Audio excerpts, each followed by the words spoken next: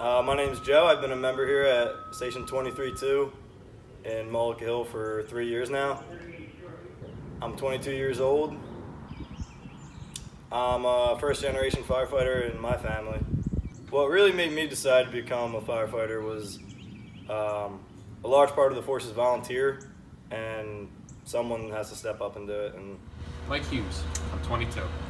A normal day has its slow moments. Sometimes you don't see any calls, sometimes you see 10 in one day. Typically it's a lot of waiting around, maybe training until the pager goes off, and then it's full speed ahead. Yeah, so when a call goes out, you get to the station, you have to get your gear on in 2 minutes. Everyone's racing to get their gear on, getting in the truck. Every call is different, whether even from one crash to another, no matter what it is, it's always different. Everyone's adrenaline's going, getting their gear on when we get in the truck. When you're riding down the road and you're blaring the sirens, everyone's moving out of your way. I mean, that part's cool, but during the ride, you're really thinking about what you have to do when you get there and pre-plan kind of and talk to the guys in the truck. That way, when you get there, everyone knows what's going on, everyone knows what to do. Yeah, all gear has to be put on before we get in the truck, typically under a minute. Most guys do pants first, then hood, jacket, helmet, and gloves. And then we put our air packs on when we're in the truck because they're mounted in the seat. At any moment, we could be called to a 10-minute call or a 4-hour call, you never know.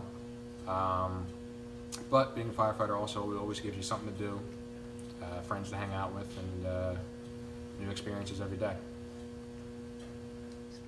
In fire school, they teach you all about the behavior of fire and basically how to survive when you're inside a burning building.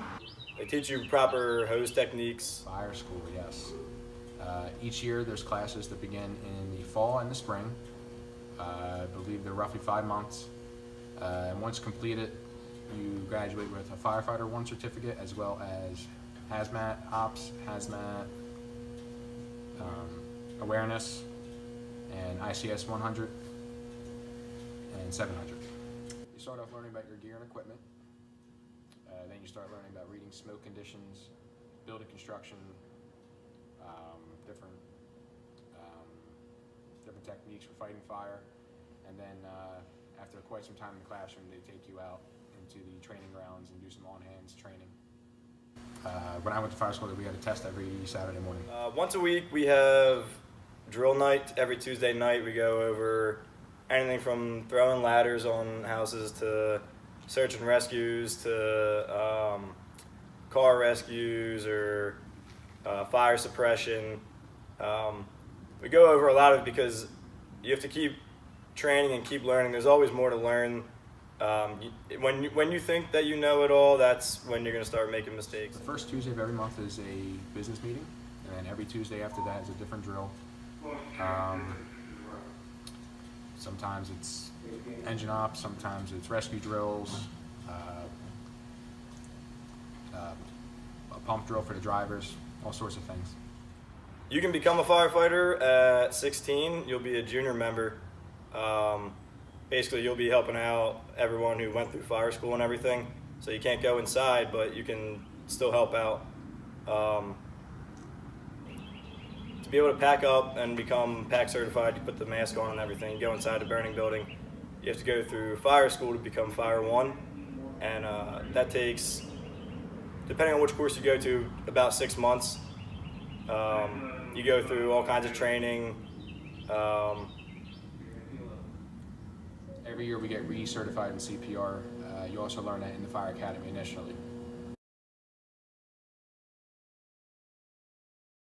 Some of my least favorite calls are car crashes. A lot of times they're due to intoxicated driving, and it never ends up good. The most extreme thing, a lot of things we see are extreme, like lumberyard fire or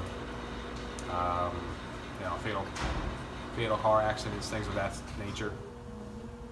After seeing a lot of crashes, it really changes your view while you're driving your vehicle.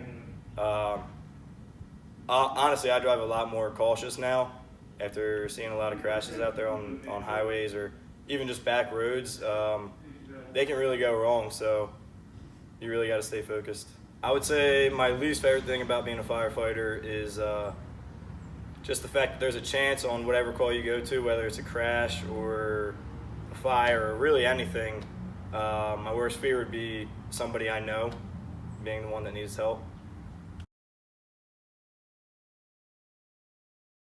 Yeah, part of being a firefighter is you're going to have to see some tough stuff, and it does stay with you. I mean, you see it on the call, but it'll follow you back to the station, back to your house.